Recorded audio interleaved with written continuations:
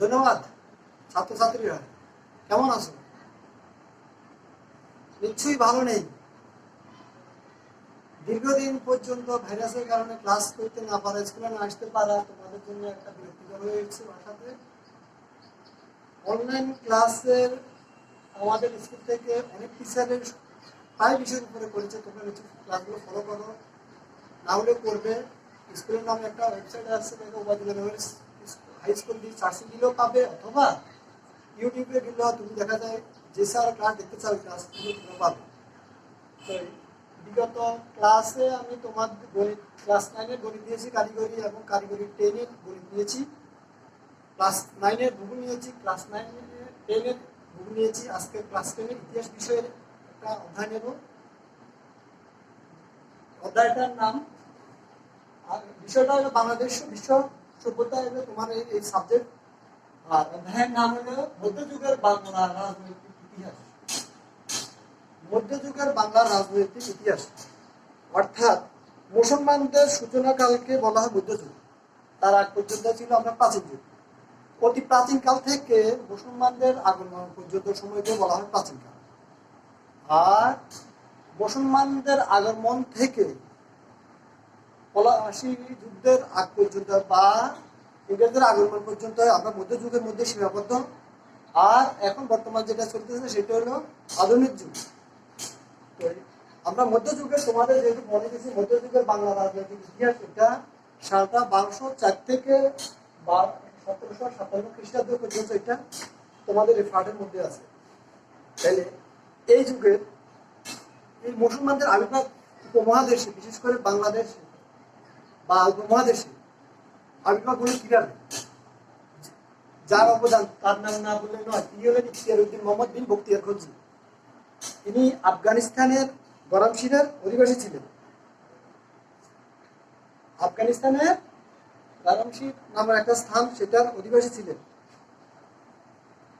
আবার এটাকে আরেকটা কথা বলে দশটি মার্গের অধিবাসী।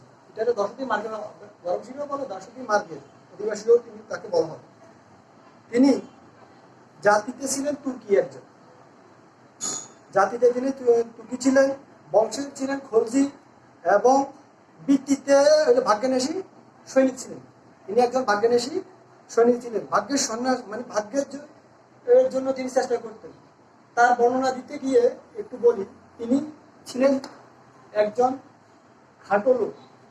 খাটো হলো, তার হাতগুলো ছিল লম্বা। সাধারণত সেনাবাহিনীর ফোর্সগুলোতে ঢুকতে হলে আমরা একটা সাইজ আছে লম্বা, এত তার শরীর বডি ফিটনেস এত, এরকম একটা সাইজ থাকে। কিন্তু সে খাটো এবং হাত লম্বা থাকার কারণে এবং চেহারা ছিল বিস্তৃত ছিল, যার কারণে তিনি অনেক জায়গায় চাকরির সন্ধানে যেও তিনি ব্যর্থ হন। এরকম ভাগ্যের সন্ধানে তিনি 1195 খ্রিস্টাব্দে জন্মভূমি মায়া ত্যাগ করে তিনি বেরিয়ে যান। কিসের জন্য যান? চাকরির সন্ধানে। তিনি তার ভাগ্য উন্নয়ন করবেন। তিনি প্রথমে শিয়াবুদ্দিন গৌরীর নিকট যান।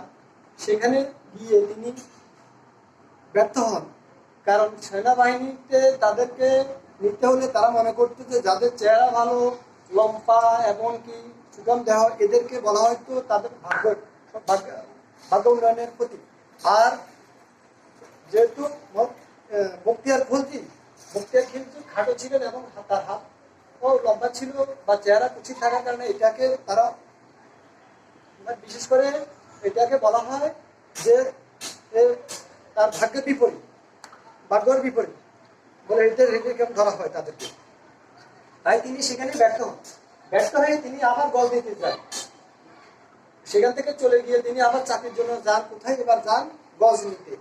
গজনীতে তিনি গজনীর সুলতান ছিলেন তখন কুতুবউদ্দিন আইবেক। তার দরবারে গিয়েছেন ওই চাকরি সূত্রে, কিন্তু সেখানেও তিনি ব্যর্থ হয়েছেন।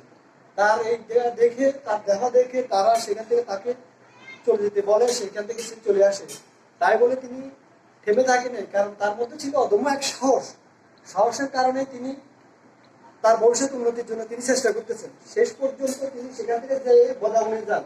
বদাউনের রাজা ছিলেন তখন ছিলেন হিজবুদ্দিন। তিনি হিজবুদ্দিনের কাছে যান, গিয়ে তিনি মাসিক বেতনে এখানে চাকরি পান। কিন্তু দুঃখের বিষয় হলো যে এই ইখতিয়ারউদ্দিন মোহাম্মদ বিন বখতিয়ার খলজি তিনি মাসিক বেতনে ভুক্ত কর্মচারী হতে চান।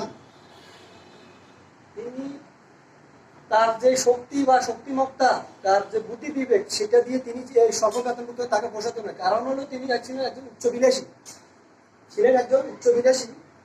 উচ্চবিলাসী কারণে তিনি এই চাকরিটা পোষাবে না, তিনি এখান থেকে ছেড়ে চলে যান।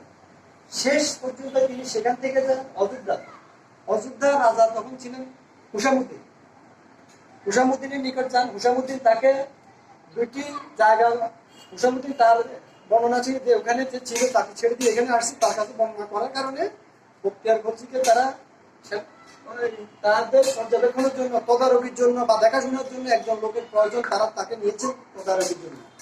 সেখানে তিনি ছিলেন তদারকি করতে এবং তাকে একটা জায়গা দিয়েছেন যার নাম হলো মির্জাপুর জেলা ভাগবত এবং ভিউলি। এটা একটা অঞ্চল।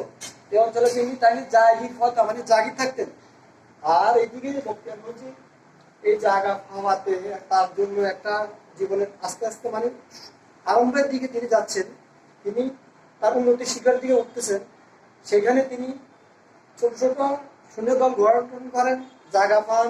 সেখানে তিনি এই সৈন্যদল নিয়ে পার্শ্ববর্তী বিভিন্ন হিন্দু রাজ্যগুলো আক্রমণ করেন এবং সেখান থেকে বিপুল পরিমাণে ধন সম্পদ লুণ্ঠন করেন, করে ছিনিয়ে জমা করেন। এবার সেখান থেকে তিনি ফিরে আসার পরে তিনি তার সৈন্য বৃদ্ধি করতে থাকেন। তার এই সৈন্য বৃদ্ধি চারদিকে ছড়িয়ে পড়তে এক সময় অনেক মুসলিম সৈন্যরা তার দলে আসে, যোগদান করে। একবার তিনি তার সৈন্যদেরকে নিয়ে তিনি বিহারে যান। সেখানে বিহার এরিয়া ঘেরাও করে দেখেন সেখানে কোনো সৈন্য তারা বাধা দেয় নাই। শেষ পর্যন্ত ওই বিহার এক পর্যায়ে বিনা বাধায় তিনি জয়লাভ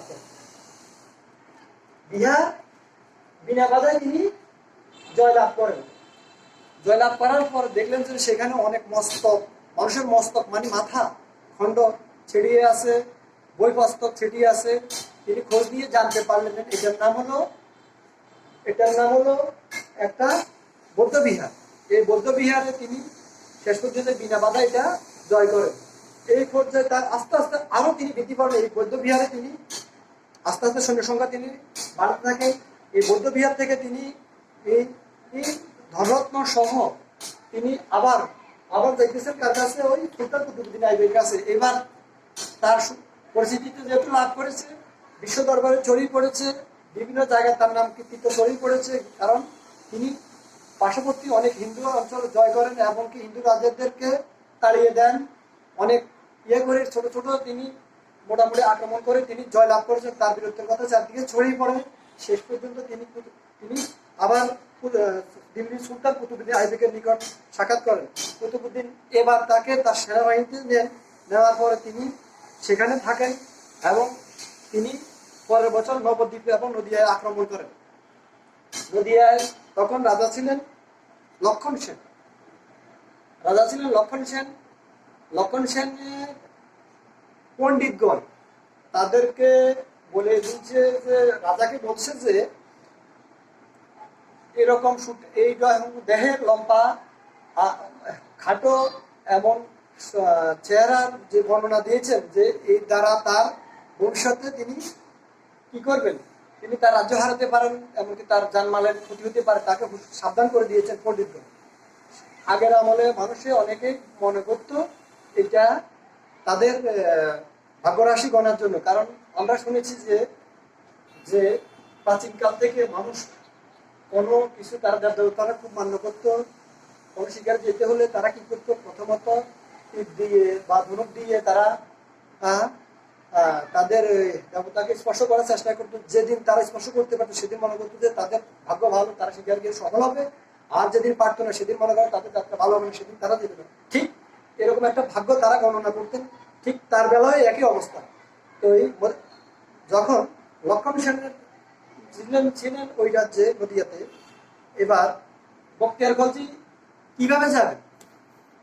বখতিয়ার খলজি তিনি ছোট ছোট দলে বিভক্ত করেন, 2টা দলে বা 3টা দলে 4টা দলে এইভাবে বিভক্ত করেন লোকদের। সৈন্য সংখ্যা বেশি ছিল না, কোনো দলে 17-18 জন, কোনো দলে 8 জন 20 জন, এইরকম করে মোট কয়েকটা দলে বিভক্ত করে একসাথে তারা চলাফেরা একসাথে যাবে। কিন্তু রাজধানীতে ঢোকার প্রথম যে দরজা সেটার নাম হলো তেলিয়াগড় এবং শেরিগড়। এটা একটা গিরিপথ, আর গিরিপথে গেলে তারা ধরা খাওয়ার সম্ভাবনা বেশি, কারণ এটা পাহাড়ে থাকে। এই বিধায় বখতিয়ার খলজি চিন্তা করলেন যে আমরা এভাবে অগ্রসর হব না, তারা তেলিয়াগড় শিলিগড় গিরিপথ অতিক্রম এইভাবে দিয়ে তারা জঙ্গলের মধ্য দিয়ে ছোট ছোট দলে বিভক্ত হয়ে তারা উপস্থিত হন। তখন প্রায় দুপুরবেলা লক্ষণ সেন মধ্যাহ্ন বলতে ব্যস্ত। লক্ষণ সেন ছাড়াও মানে এই প্রাচীরের রাজ্যে যারা যারা আছে তারা তখন মধ্যাহ্ন বলতে ব্যস্ত ছিল। বখতিয়ার খলজি তখন তার সৈন্যবাহিনী নিয়ে 17 থেকে 18 জন নিয়ে তিনি রাজধানীর তরুণদার মানে দ্বার প্রান্তে তিনি এসে উপস্থিত হন। তারা সৈন্য বিক্রেতা হিসেবে সেখানে যান, অশ্বরোহী মানে সৈন্য বিক্রেতা, সেনা মানে সরি ঘোড়া বিক্রেতা হিসেবে তিনি সেখানে যান। ভিতরে ঢুকে হঠাৎ তিনি গেটে যারা দারোয়ান বা পাহারাদার তাদেরকে আক্রমণ করেন, তারা হত্যা করেন। ভিতরে এরকম একটা আতঙ্ক ছড়িয়ে পড়ে, সবার ওইদিকে দিক ছোটাছুটি করে, সবাই পালিয়ে যাওয়ার চেষ্টা করে। এবার কি করবে লক্ষণ সেন তখন মধ্যাহ্ন ভোজ, তখন তিনিও কি করবেন এটা ভেবে যুদ্ধ করবেন না পালিয়ে যাবেন সেটা চিন্তা করে শেষ পর্যন্ত তিনি পালিয়ে যাওয়ার সিদ্ধান্ত নিন। তিনি পিছনের দরজা দিয়ে বিক্রমপুরের দিকে পালিয়ে যান। তিনি পালিয়ে যান।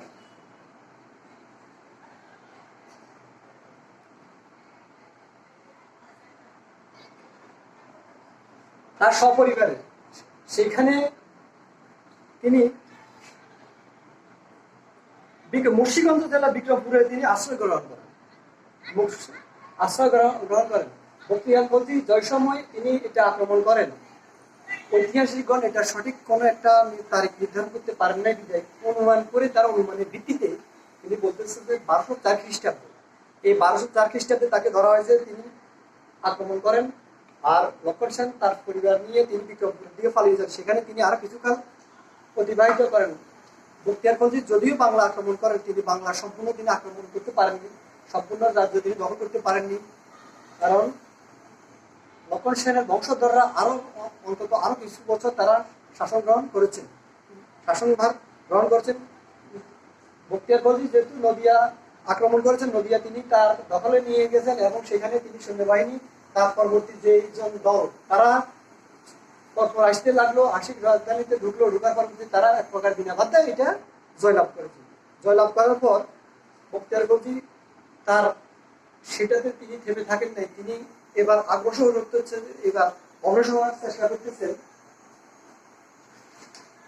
তিনি লক্ষণাবতীর দিকে, যা বর্তমানে লক্ষণীতি।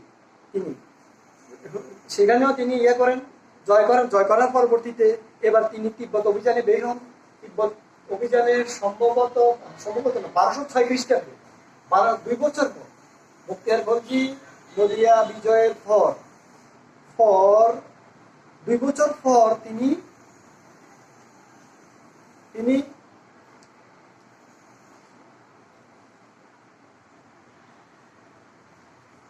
তিব্বতে অভিযানে বের হন। তিব্বতে দেবকোটে গিয়ে তিনি সেখানে অভিযানে ব্যর্থ হন। ব্যর্থ হওয়ার পরে তিনি আবার ফিরে আসেন। ফিরে আসার পরে তিনি অসুস্থ হয়ে পড়েন। কথিত আছে এক আমির, যার নাম হলো আলিমর্দান নামে এক আমির তাকে হত্যা করে।